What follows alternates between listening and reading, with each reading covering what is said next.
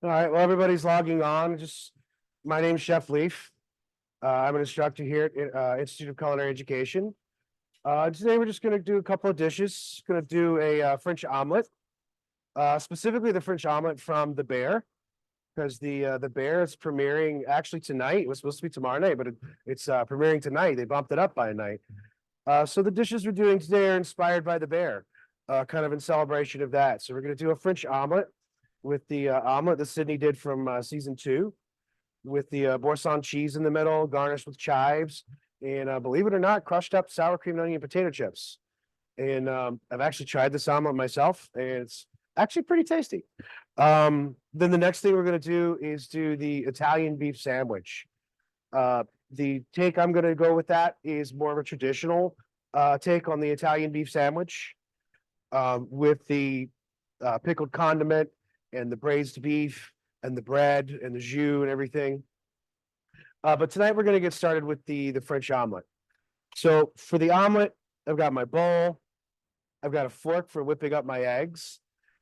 Some people might ask, why not a whisk? Well, a lot of times when we're making an omelet, we don't really want to use a whisk because a whisk specifically will incorporate a lot of air, which is what it's designed to do. So we actually don't want to incorporate a lot of air when we're making an omelet. We want to just use a fork so we can really incorporate our egg yolks and our egg whites together. And we want to make sure they're really nice and fully homogeneous. So we don't want to see any egg white that's not mixed in. So I'm going to take 3 eggs. And when you crack your eggs, you want to crack them on a flat surface. Could be on your cutting board, could be on your counter. Either way, we want to make it on a flat surface. The reason we do that, instead of cracking it on the side of the bowl, is when we crack it on the edge of something, what's going to happen is it's going to crack the edge of this bowl, is going to go through the egg, and it's going to push shells into the egg. But to avoid that, if we crack it on a flat surface, this natural curve of the egg, when you hit it on a flat surface, all it does is just make a nice crack, a nice clean crack. So I just give it a nice tap, and then I open it up. Membrane on this one's a little tough, just give it a little puncture, no big deal. And there's one. Flat surface, nice clean crack, open right in the bowl. Flat surface, nice clean crack, right in the bowl. So if I get a little egg white on my board, no problem. Or on my counter, whatever I crack my eggs on. Got a little cleaner here, so I'm always working nice and clean, so I'm not cross-contaminating anything with raw egg white or raw egg.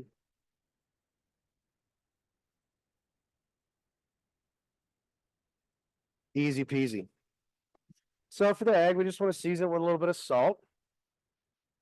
I'm just going to use a little bit of salt. If you want to use pepper for a French omelet, typically we would season with white pepper so that we don't see the flecks of black pepper through the egg. We just want to see a nice, smooth omelet. Typical characteristics of a French omelet are going to be a nice, smooth surface, no ridges, no lines, if we can help it. A pale yellow color, no coloration. So when we talk about coloration in an omelet, we're actually leaning more towards what we refer to as an American style omelet, where it is cooked a little bit further. And so we do get color on that omelet.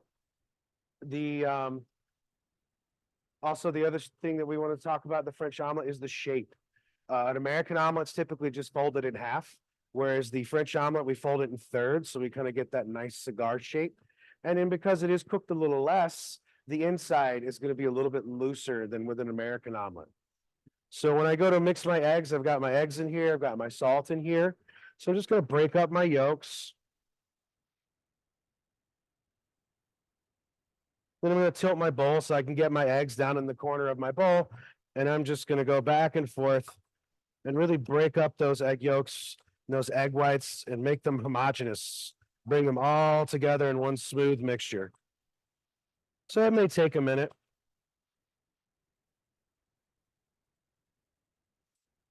So I mentioned earlier not using a whisk so that we don't incorporate a lot of air.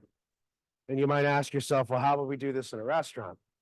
Well, typically in a restaurant, one doesn't have time during brunch to crack 3 eggs at a time for every omelet that we make. So usually what we do in a restaurant is we crack all our eggs the day before. We might blend them up in a blender or use a hand blender. And you might ask yourself, well, that incorporates a lot of air, doesn't it? And yes, it does. But that's why we do it the day before, because then when we put it into a container, label it properly and store it properly in the refrigerator, overnight, all that air comes out of the eggs so that we eliminate that whole situation, which is why we do it the day before. A lot of times we'll also put them through a strainer to help take out some air bubbles and things before putting them away. But that's why we do it the day before. But for at home, 3 eggs into a bowl and just breaking it up with a fork, totally fine. So if you look at my mixture, there's a few air bubbles, but not nearly as many as there would be if we had used a whisk. But you can see that my egg white and egg yolk are completely homogenized. They're all together because we don't want to see streaks of unincorporated egg white in our omelet when we roll our omelet. So I'm going to go over and start heating up my pan.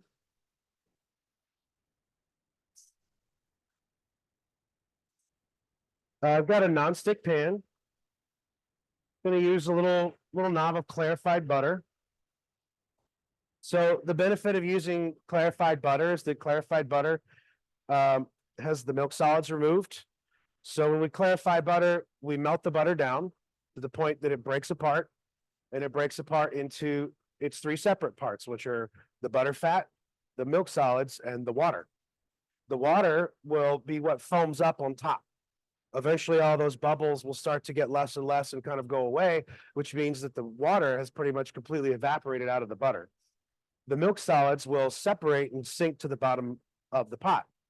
And then we're left with the butter fat floating on top. So while that's happening, once the foam kind of goes away, we'll kind of skim any bits along the top, and then we decanting.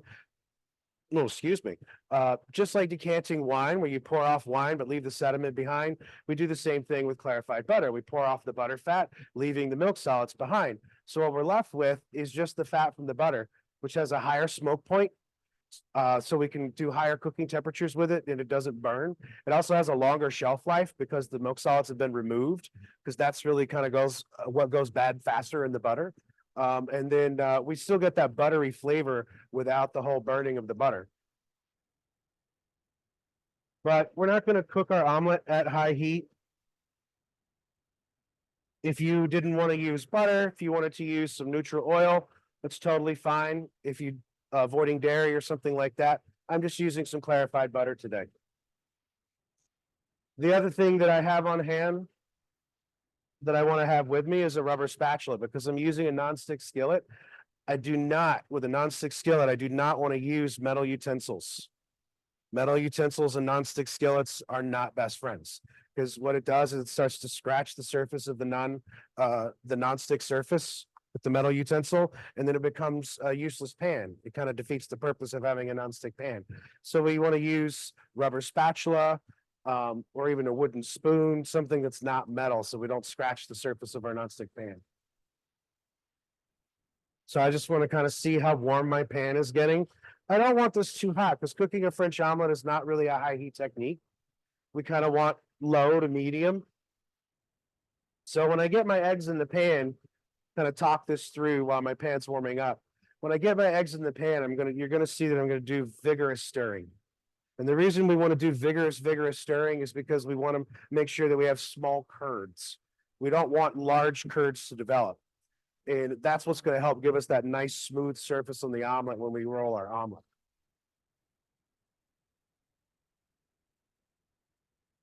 So I'm going to cook the eggs about 2/3 of the way through, and then I'm going to stop stirring and I'm going to take it off the heat and kind of let the warmth of the pan finish kind of setting on my omelet for me.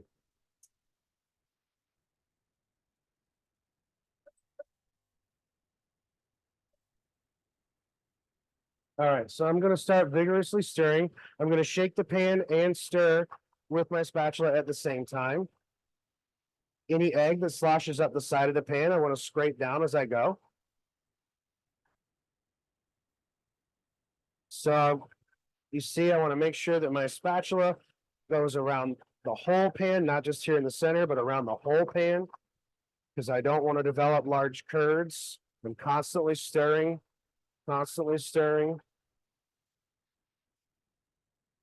shaking the pan and stirring at the same time. So a lot of the trick with a French omelet is learning when to stop scrambling the egg. And a lot of that is really just kind of learning by doing. The more omelets you do, the more you see how the egg behaves as it's starting to coagulate as it cooks. And the more you learn kind of when that sweet spot is to stop stirring. Because when learning French omelets, a lot of the things that people do is they sometimes stop stirring too soon, or they keep stirring and they stir too much, and then they pretty much venture into the realm of just doing scrambled eggs.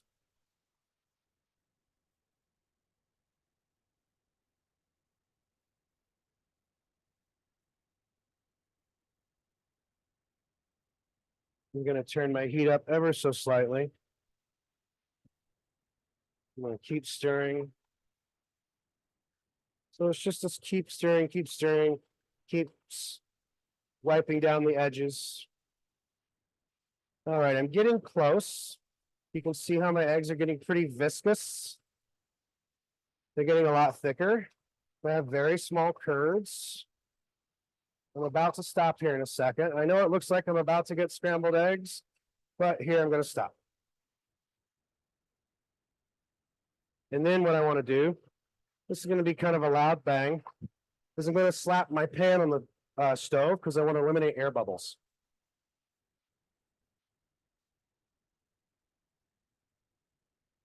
All right, I'm going to turn my heat off. Scrape the stuff off the side of the pan. And I'm just going to let this set up in the pan. And while that's setting up in the pan, I'm going to take my Boursin cheese and I'm going to put that down the center of my omelet.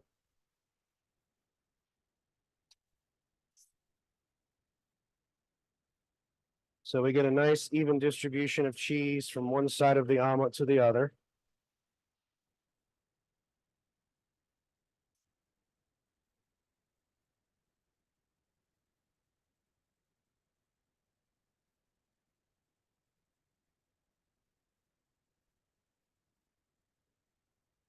Okay, beautiful, beautiful.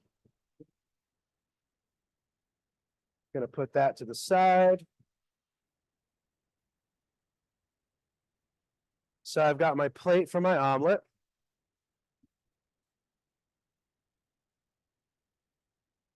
Going to employ my rubber spatula. Just gonna give it a wipe from where I was making my omelet, just so it's nice and clean.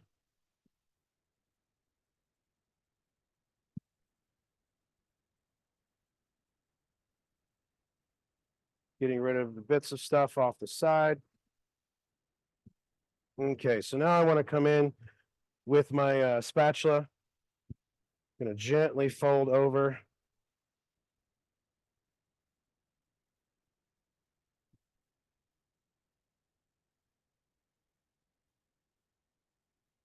this third.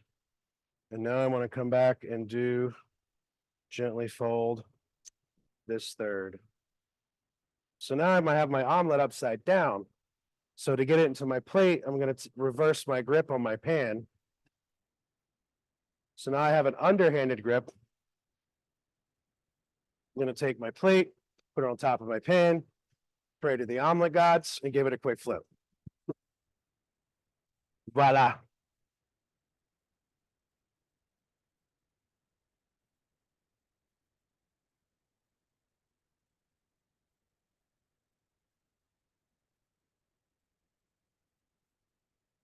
So then my garnishes, got some freshly chopped chives here.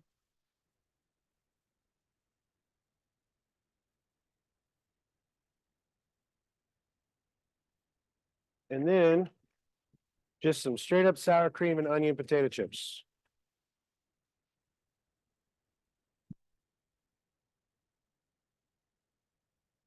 So these provide a nice crunchy element, nice little crunchy texture.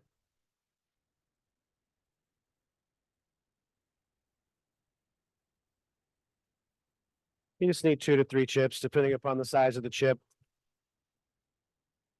Or however to your liking. You may actually like potato chips on your omelet and say, I want to put quite a few on there. That's totally fine too.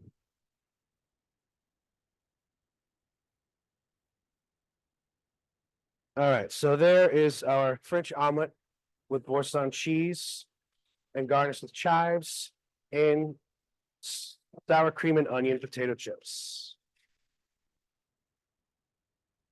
Chef, before we move on from the omelet, we have a few questions. Okay. One is, can you use stainless steel or carbon steel pans to make an omelet in? You can. The technique there is going to be a little bit different. The benefit of using a nonstick is it gives us that lower heat and more control. But when it comes to using carbon steel and stainless steel, it's a matter of having your pan hotter. Which is how they would do it back in the old days before they had nonstick pans. Is they would be done in cast iron pans or carbon steel pans. And the technique for that is having it hotter so that the eggs don't stick. But then it's learning like how quickly you have to start stirring, how much you have to start stirring, learning the heat of the pan to avoid getting color on the omelet. Great. And then the other question is ghee the same as clarified butter? Ghee, good question. Ghee is clarified butter. But the difference between the two, the main difference is that clarified butter, the milk solids, we don't allow them to brown. But when making ghee, we do the same process, but we let it cook a little longer so that the milk solids, when they sink to the bottom of the pot, we let them caramelize and lightly brown, which gives them a nice nutty flavor. So if you're French, if you're doing a brown butter sauce, the French call that beurre noisette. So beurre meaning butter, noisette meaning hazelnut. So it kind of gives it that nutty, kind of hazelnutty flavor and aroma. So that's the two big main differences between clarified butter and ghee. All right, so I'm going to put the omelet to the side here. So the next thing we're going to do is we're going to do our Italian beef sandwich. So for the purposes of the class, I do have a chunk of beef that is not cooked. So I can show you how to set up the whole process and get the beef braising and get that going. But because for the time restraint, we don't have enough time to actually braise it from beginning to end, because the chunk of beef that I have 4 pounds total that I divided into two. So 2 pounds that I did ahead of time, 2 pounds that I'm going to show you how to get started. And then we'll, through the magic of television, fast forward to the one that's already been done, and I'll show you how to finish and complete the sandwich and put it all together. So the first thing we're going to do is we're going to put the beef together.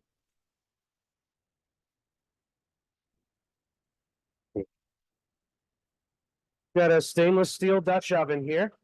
Going to put some neutral oil in the bottom of the Dutch oven.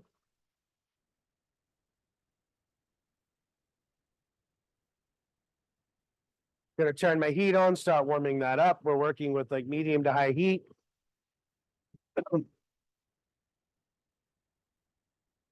My oven is set at 400. And so I just want to generously season my beef all the way around.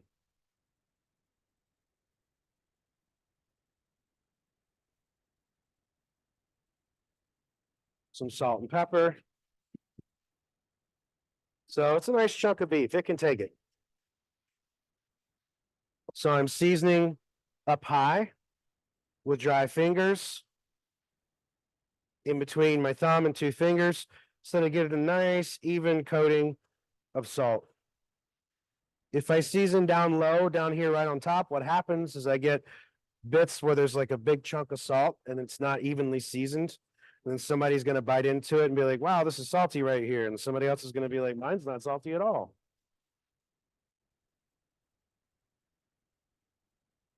So my piece of meat has been sitting out for a little while to what we call temper. So I want it to come to room temperature. That way I don't start with an ice cold piece of meat right out of the refrigerator, right into a hot pan. So this is going to help us get it a little more evenly cooked, help us with the searing process.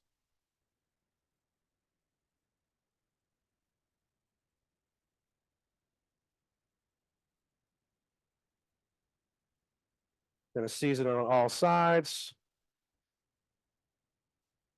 So when it comes to an Italian beef sandwich, the cuts that we typically use are going to be from the chuck or the round. So when we talk about the chuck, we're talking about from the neck and shoulder area of the cow. When we talk about the round, we're talking about from the hindquarters of the cow. I'm actually using some top round today. When it comes to, people often ask, what are the differences between an Italian beef sandwich and a Philly cheesesteak and a French dip? Well, they're all kind of all iterations of somewhat near the same thing, really. The difference between an Italian beef and a French dip are the cuts of meat and the bread. The bread on a French dip is usually a French bread or a baguette, and there may or may not be cheese on it, but a lot of times it's just the meat. And the jus that the beef is cooked in is served on the side, so you can dip the sandwich while you're eating it. And the cut of that usually comes from the sirloin. The Philly cheesesteak, the difference with that is that usually a lot of times is also sirloin or I've seen ribeye. But that is sliced very thin raw and then usually cooked on a griddle to order. And then the cheese melted on top. Sometimes might be applied with peppers with onions, or as they say in Philly, with or without, whichever one you want. And that's a lot of times served on a hoagie or something like that. So they're just kind of iterations, really. They're not too far off from each other. They're all kind of like cousins. But the Italian beef is going to be the chuck or the top round. The bread for that is going to be Italian bread or sometimes even French bread, even for the Italian beef sandwich. The biggest thing with the Italian beef sandwich is that it's not, you want a bread that doesn't have a very thick, hard crust, because the sandwich becomes very hard to eat if the crust is too thick.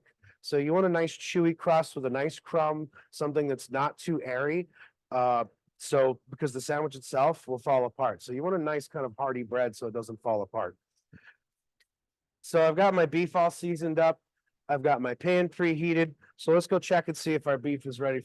Our pan's ready for the beef. So I can touch the pan. So it's not sticking. So I'm gonna go ahead and go in there with my beef. So I can touch the pan with my beef and just move it around to see if it wants to stick or not.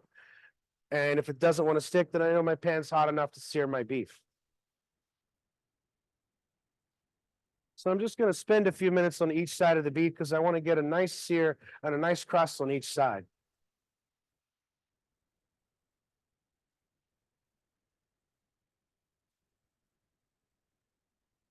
So the other thing I have on hand is I already have my stock.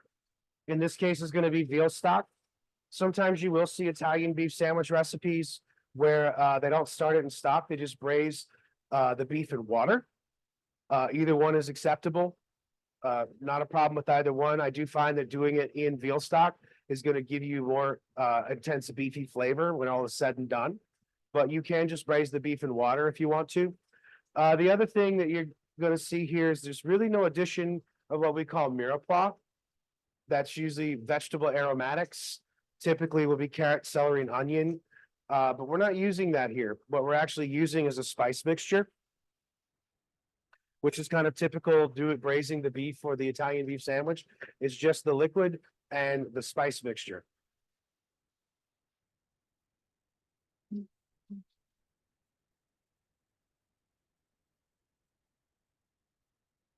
Chef, Yes. can you just remind us, is there any butter or oil in the pan that you're using right now to sear the beef? Yes, I put in some neutral oil because we wanted higher heat when we're searing it. So I want to use a neutral oil that's got a higher smoke point so that I don't burn my oil. And then can you use olive oil or grapeseed oil for browning? You totally can. Grapeseed oil is, again, another high smoke point, neutral flavored oil. Olive oil is going to kind of give you that olive flavor. But if you want to sear with regular olive oil, totally fine. I would not recommend searing with extra virgin. It's just my personal preference because I find that the high heat with extra virgin tends to make it start to taste a little bit bitter. But if I seared any kind of olive oil, I personally prefer to use just regular olive oil.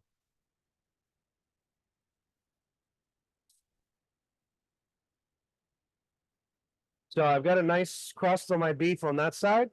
So I'm going to flip it over. So the other thing that I'm looking for while I'm searing my meat is I'm paying attention to the bottom of my pan, because there's gonna be these little bits that form on the bottom of the pan.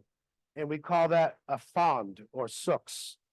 And we want to keep that because that's flavor. That's where our flavor comes from. So at any point while I'm searing my meat, if I feel like it's getting too dark, I don't want it to burn. So if I feel like it's starting to get dark, I have my stock ready at hand. I'm going to use that to deglaze that fond and pick it up off the bottom of the pan so that I can remove it from the pan and save it to put it back into my braise and just add that much more flavor to my braise.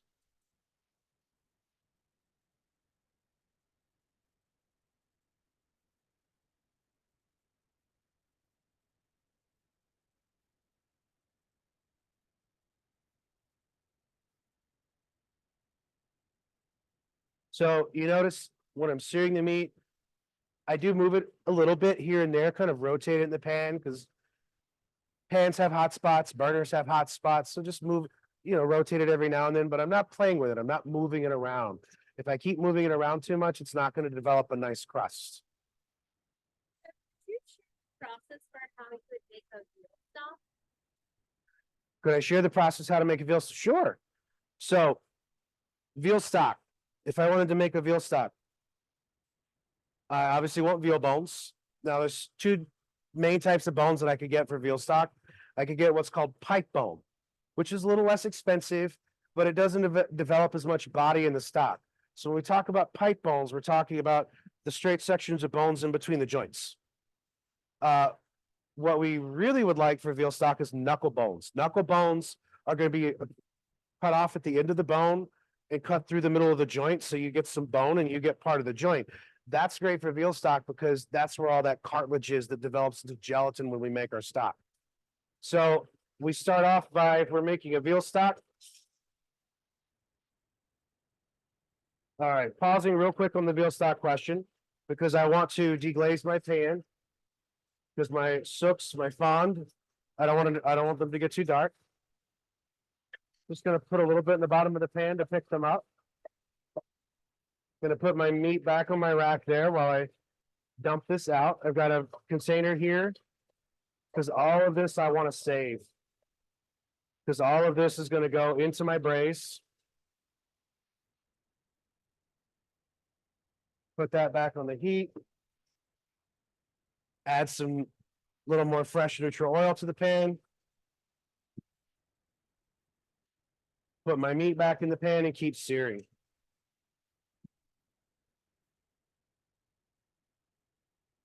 So, veal stock, knuckle bones. We want to roast those bones in the oven until they get nice and deep, rich brown without burning them.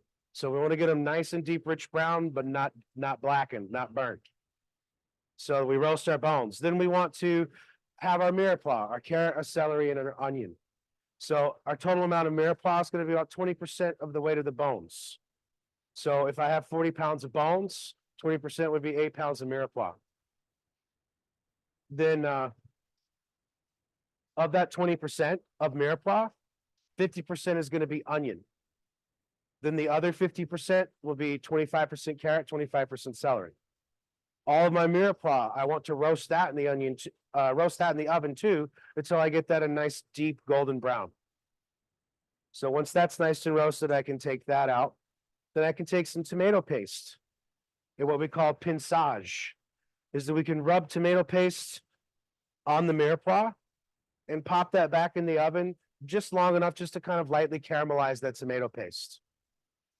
And then I also want to have a sachet, which is going to be a combination of thyme, parsley, peppercorns, bay leaf, and garlic cloves. I don't have to put this in cheesecloth because everything would get strained out at the end of making the stock, so it can just get thrown in too. The other thing that I can add in as well that helps provide really good color are the skins of the onions.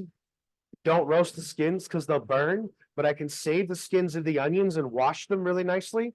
Those can go in the stock too because onion skins help provide a lot of color. The other thing that I can add to the stock is just some, along with the tomato paste, is just some straight up tomatoes cut in half and just thrown in.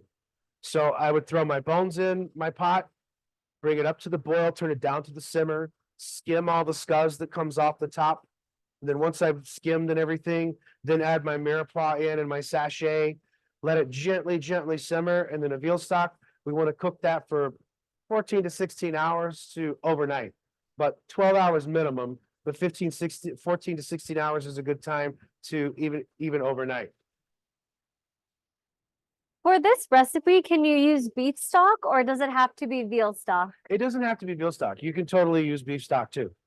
Just if you wanted to make a beef stock, the process would be exactly the same as veal stock. You just use beef bones instead of veal bones. And another question is, can you sear in a non-stick pan? Good question. No.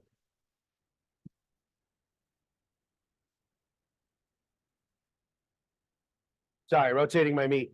No, nonstick pans are not really meant for high heat cooking. So that's why they're good for omelets because they help. I can cook an omelet at a lower heat and the eggs won't stick. I could cook various potato preparations that I don't want to stick, that I want to layer in there. But we don't want high heat on a nonstick pan. We don't really want to stick a nonstick pan in the oven either, because that's a higher heat situation. And the reason being is nonstick pans are made because by coating it with Teflon. And Teflon starts to break down under high heat, and we don't really want that leaching into our food.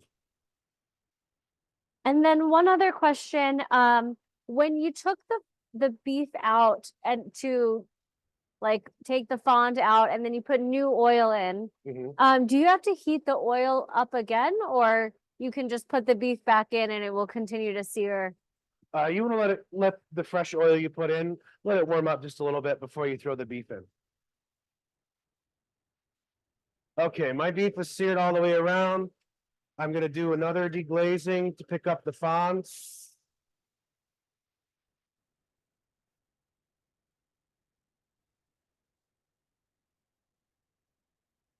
So I picked up that fond, and now I'm gonna take my spice mixture and I'm gonna put this in here.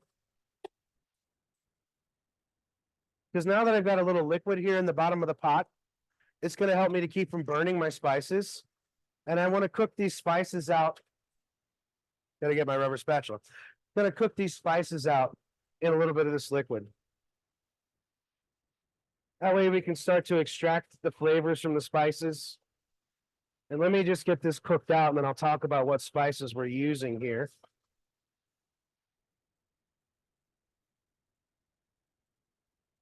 So cooking out spices before we use them is always a good way to really extract those flavors, whether they're whole or ground. Because we don't actually want to just throw raw spices into something at the end of everything.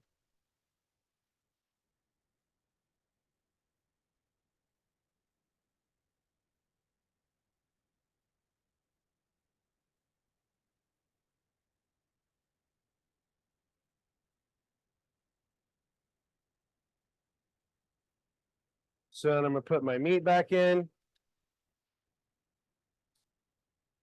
Nestle that in there. Pour my stock in. So when you look at the pot, when we're braising, we want to come about halfway up, at least the side of the meat that we're cooking.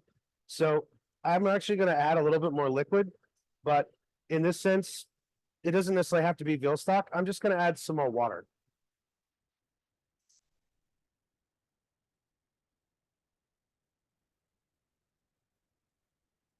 So I just went and got some water from the tap.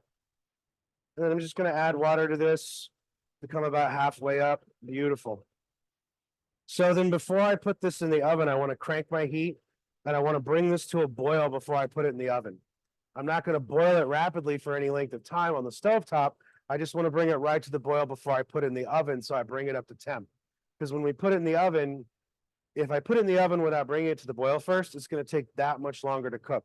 Because an oven is meant to maintain, an oven is not meant to bring liquids to a boil. So I'll bring it right to the boil, shut off my heat, put my lid on, then I'm going to put it in my 400-degree oven.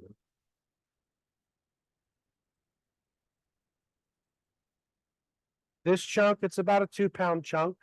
It's probably going to take about an hour and a half to cook, to come to temp. We're looking for an internal temp when you stick your thermometer in. We want it about 130-ish because it's going to rest. It's going to carry over a little bit. And then we don't want it too overcooked because we're gonna slice it very thin. We're actually gonna put it back in our cooking liquid to warm up the slices of beef before it goes onto our sandwich.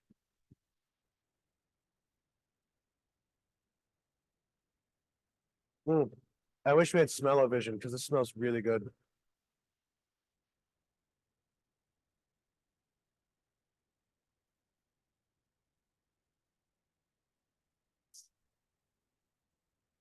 Question? Chef, can you talk about what was in the spice mix? The spice mix. So, good time to talk about that since we're waiting for the liquid to come to a boil. So in the spice mix, we have dry basil, dry oregano, red pepper flakes, garlic powder, onion powder, mustard seeds, and coriander. So if you downloaded the recipe or looked up the recipe on the website before coming, the recipe is for 8 sandwiches and 4 pounds of top round or chuck. So these amounts here, the 2 tablespoons of basil, oregano, the 2 teaspoons of the red pepper flakes, garlic powder, onion powder, mustard seed, and coriander are all a good ratio. It's just that when you see me dump it in, it's gonna look a little bit smaller because I took this recipe for the purposes of the online class tonight, and I cut it in half because I had to prepare half of it ahead of time so I could so we could fit within the confines of the class that we have here tonight. And then the other half you're gonna see go in what I've shown you how to set up right now. So when you see me dump it in, if it looks a little bit smaller, that's why. But in totality, I have used this total amount here. And Chef, one question back to the veal stock. Mhm. Would you roast the veal bones and the vegetables together when you're making the stock? So if you have the oven space, you totally can. But just keep in mind that the more you crowd into your oven, the longer it's going to take things to brown. And also, excuse me, keep in mind that the vegetables and the veal bones are going to be done at separate times. So if you do put them in the oven together, bear in mind that it might take longer for things to actually brown, but also you're going to have to keep an eye on the fact that the vegetables will probably get browner faster than the bones will. We've come to the boil. I'm going to turn off my heat. Going to put my lid on it. And then it's going to go right into my 400-degree oven.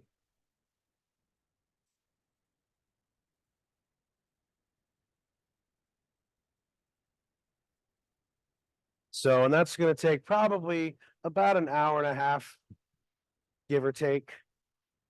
But you can always take your thermometer and temp your meat.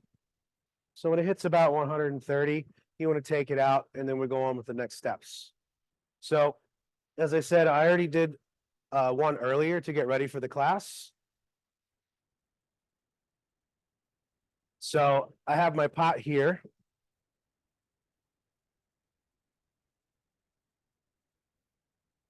That I did earlier. So I have my cooking liquid in it and everything, and I want to strain out all of the spice mixture. So I've got a strainer here set up over a bain marie. So I'm just going to strain that into here. If I need to, I'll take some paper towels, wipe out any pieces of spices that didn't want to come out.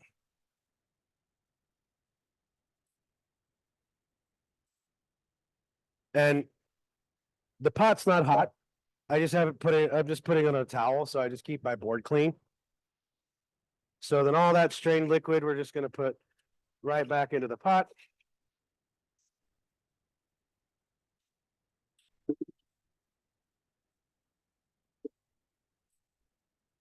And then I'm going to put this back on the stove to start bringing it to a gentle simmer.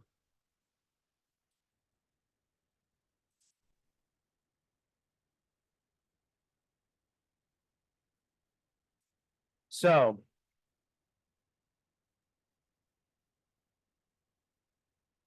while that's warming back up, and before we slice our meat, let's talk about the condiment that traditionally goes with an Italian beef sandwich. So I've done a little prep ahead of time tonight. Oh, let me get that towel back.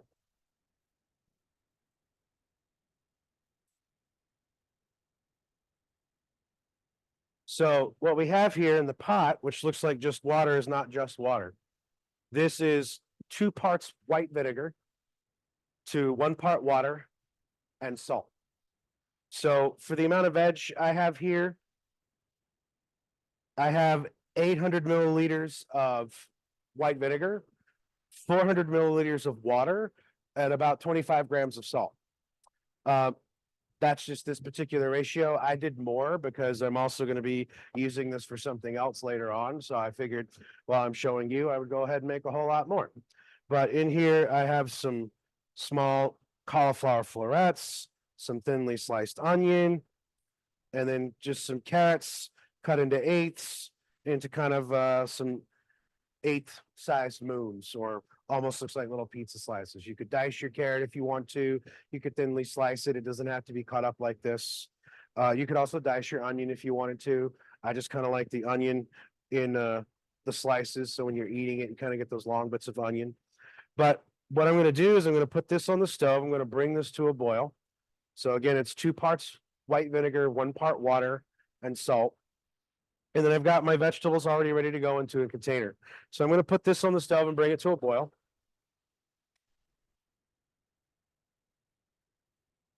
So this is what they call the jardiniera. You can buy it in the store as well. They do sell it already jarred if you don't want to make your own. But making your own, I find tastes nice and fresh. You can make as much or as little as you want. You can make a lot. Keep it in your fridge as a condiment to put on other things, other sandwiches, anything else that you want to eat. You could saute some green beans and take some of this and mix it in with the green beans or any other vegetable that you wanted to do. It's very, very versatile. And it's nice to have around. So you can add that kind of little acidic pop to other things that you do. But what we're going to do is we're going to bring our pickling liquid. Oh, the other thing I wanted to say is sometimes you do see it with Italian peppers, sweet peppers, hot peppers. You could do that if you want to. No problem with that.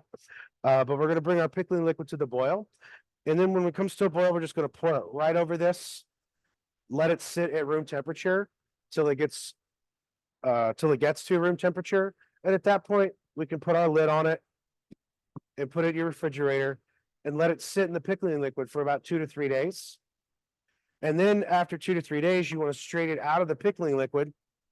I have some here completed already. You're going to strain it out of the pickling liquid after it's been sitting in the refrigerator for a few days. And then you're going to put your vegetables back into the container and then cover them with olive oil. Then they're just going to sit in olive oil for the rest of the time. So whenever you want any for anything, you take a spoon, take some out, strain the olive oil off, and you got this really kind of like fatty, vinegary, acidic condiment to go on things, which is when it's really great for the Italian beef sandwich because that kind of cuts through all that rich meat. Because there's really nothing else in the Italian beef sandwich in a traditional sense. Now, after doing some research in modern sense, we are kind of seeing the Italian beef sandwich more towards adding cheeses, offering especially provolone, melting provolone on it, peppers and onion situation like you might find on a Philly cheesesteak. But not to say there's anything wrong with it. Just the jardiniera is just kind of the more traditional one.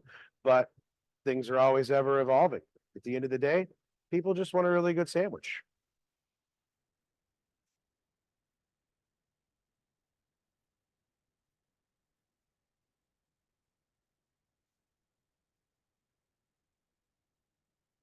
Okay. So while that pickling liquid's coming to a boil. Chef, before we Yes. move on to the beef, a few quick questions on the pickles. What kind of onion did you use? Spanish onion. You can use a white onion if you want. White onions they tend to be a little bit stronger in flavor. But if you want to, if onions are kind of not your thing because you think onions are too strong, Try this. A good trick to do with onions is after you slice them, soak them in some ice water for a while, about 20 minutes or so, and then strain them out. And then what you're gonna find is that that harshness that sometimes people don't like with onions has kind of leached out of the onion and gone away with the ice water. And then also, how many days should you wait to add the olive oil after the pickles have been sitting? So you're gonna wanna let this sit in the pickling liquid for about 2 to 3 days.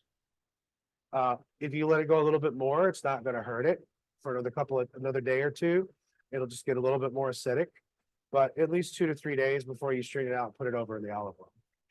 And then someone happened to make caramelized onions.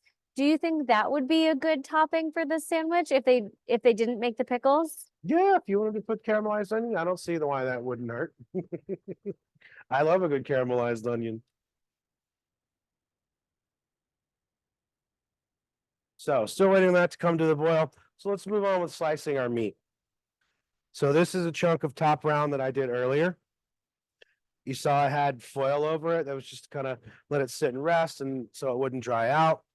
So if you have a meat slicer at home, awesome. If not, I don't. Wish I did, but I don't. 2 words, 3 words, New York City apartment. So we're gonna want to slice this as thinly as possible with a knife. Almost kind of shave it, because that's one of the hallmarks of an Italian beef sandwich is very, very thinly sliced meat. So I'm just gonna square off my end here so I can start with straight slices.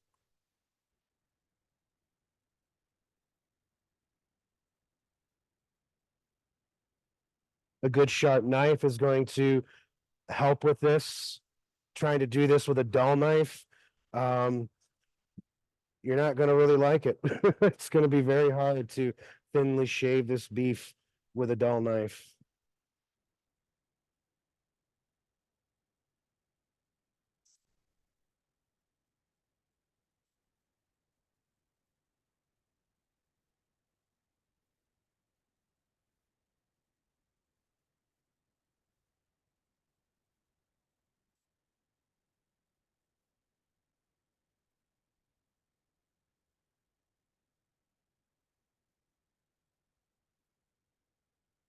Try to get it as thin as you can.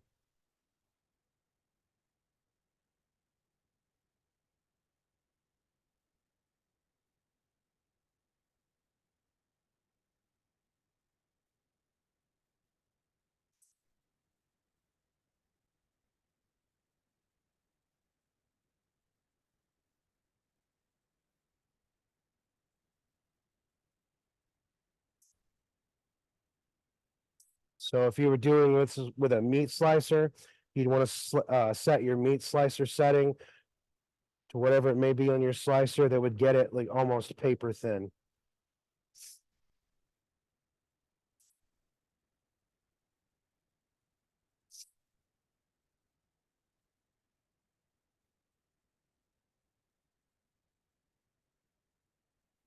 But if you don't have one, just do the best you can with your knife. But also you want to make sure that knife is nice and sharp, because doing this with a dull knife is not going to make your life easy.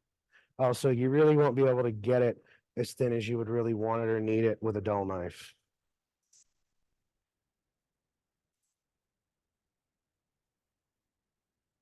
Okay.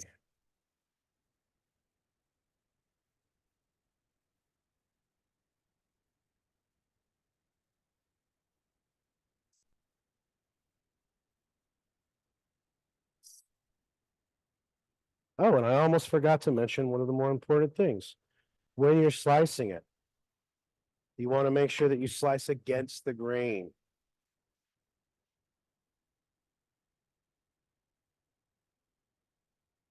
Okay, our pickling liquid has come to a boil.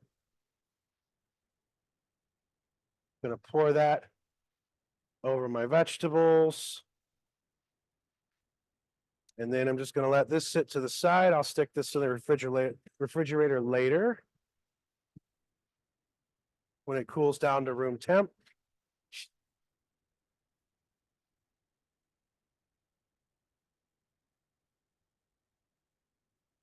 So my cooking liquid that I saved from my beef that I did earlier has gotten nice and warm. So I'm just gonna put all of this over into the cooking liquid and let it marry together.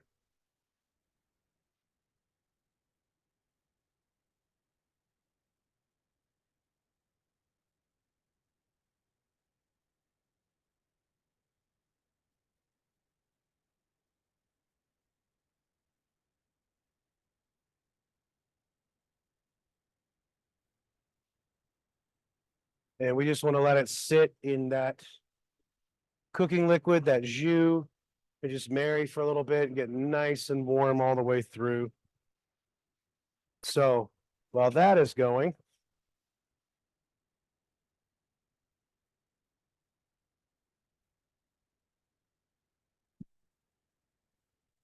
our bread.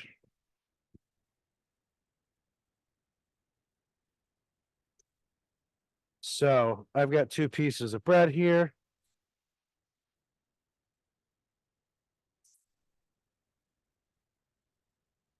So I will say,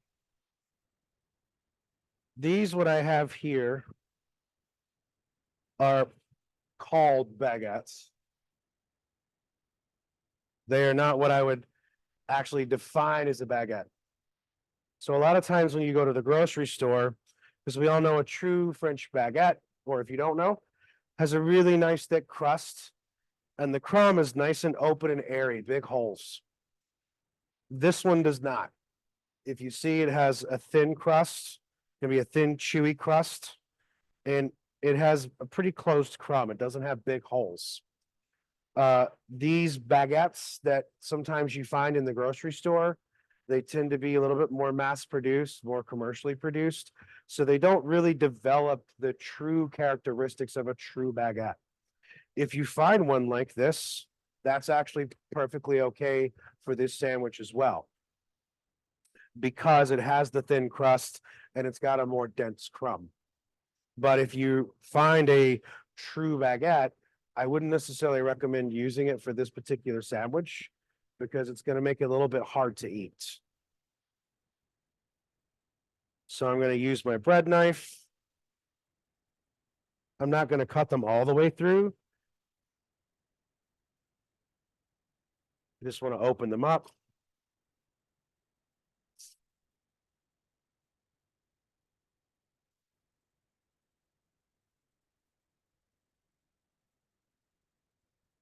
So, and what I'm going to do, just because I like doing this, I think it adds another dimension of flavor.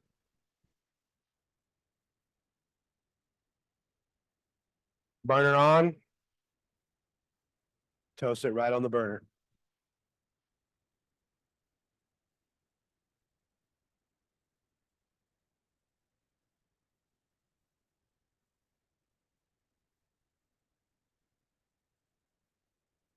Puts a little bit of char on it, adds just another level of flavor.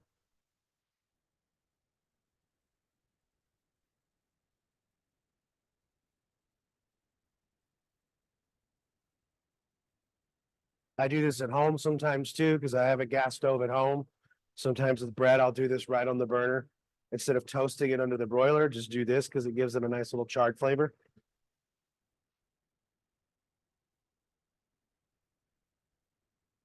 Chef, while you're charring the bread, Uh-huh. if you wanted to make this sandwich a day in advance, at what point would you stop like with the recipe so that it was ready to go for the next day? So you would do the meat a day in advance. You could cool down the meat and cool down the cooking liquid, and then combine them together and store your sliced meat in the cooking liquid so it doesn't dry out. If you don't want to combine the two, if you don't want to slice it the day before, just let your chunk of meat cool down before you wrap it up and put it away. Let your cooking liquid cool down before you put it away. The benefit of slicing your meat and putting it in the liquid is that the next day when you go to heat it all up, the meat and the liquid are already together. So you just put them in a pot, put them on the stove and warm them up. The bread, obviously, don't want to slice or do anything with that until right before you put the sandwiches together, because we don't want our bread to dry out. And then the pickles, if you were doing them yourself at home, That's something you'd want to do several days in advance, because remember, you want to let it sit in the pickling liquid for at least 2 to 3 days before you strain it out and put it in the olive oil. But if you want to buy it from a grocery store, obviously that shortens your timeline. So you would just cook your beef, possibly slice it, put it in the liquid, cool everything down, put it away. And then the next day, all you got to do is open up your jar, take your jardiniera out, cut your bread, toast your bread if you want to, and then put everything together. So, assemblage of the sandwich.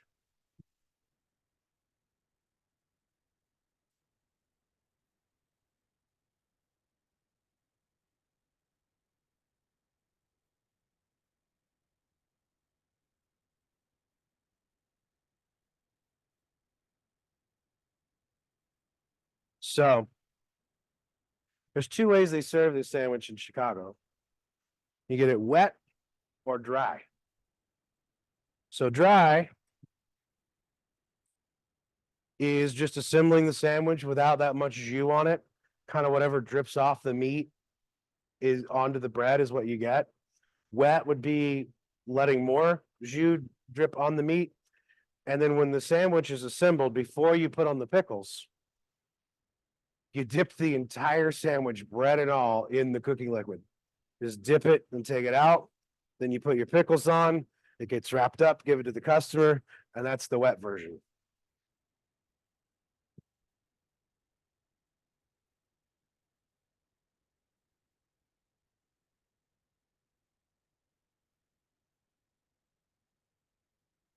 So a packet with some meat here. And then our pickles.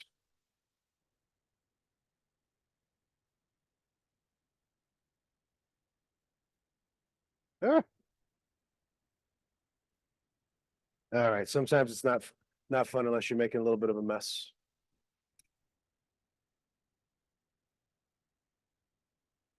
So there's one version. That would be kind of more of the dry version.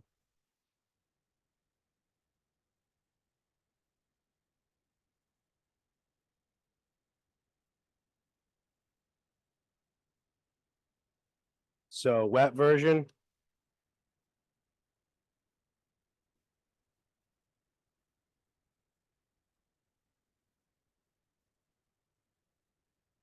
Dip the entire sandwich, bread and all, and then finish it with some of your jardiniera. So again, a nice vinegary, acidic condiment to put on here to cut through all that rich beef. I'll add some more to this first one that I put together.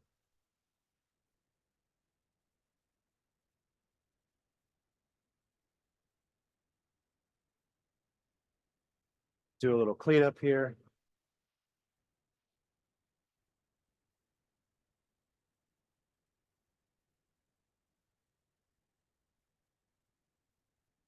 Make things a little bit more presentable.